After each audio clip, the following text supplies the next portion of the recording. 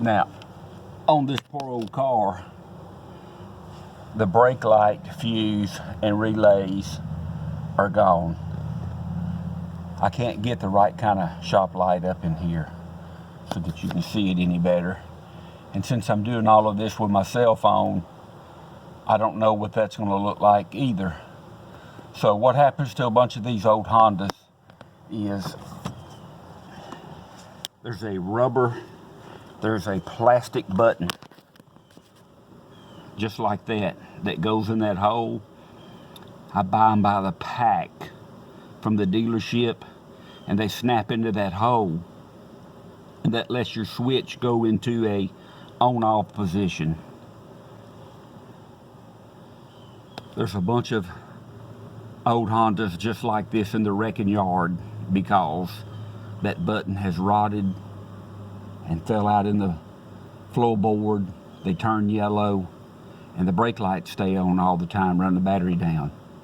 So people don't understand why the car doesn't start. Brake lights on all the time and no one notices it.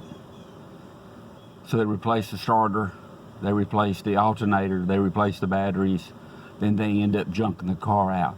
This also happens to a clutch cabled vehicle when it comes to starting and stopping. This button here is what rots out, and you can't push in the clutch and the car start. So what you end up having to do is what I did on this old car. That's the master relay. And none of this is ever a good idea. But you find that starting relay, which is mounted way up here in the dash. There's no dash in this old car. As you can see, it's that far up into the dash, you can't hardly get to it. That's where it plugs in, and you jump it. Well, the danger with that is after you perform that modification, then you can hit the starter while the car is in gear, and the car will spin over and start up in gear. Very, very dangerous.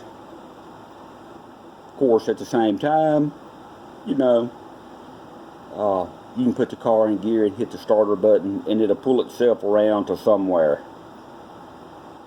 Again, I'm doing all this on my cell phone. And I'm trying to make a YouTube video, so we'll see how that turns out.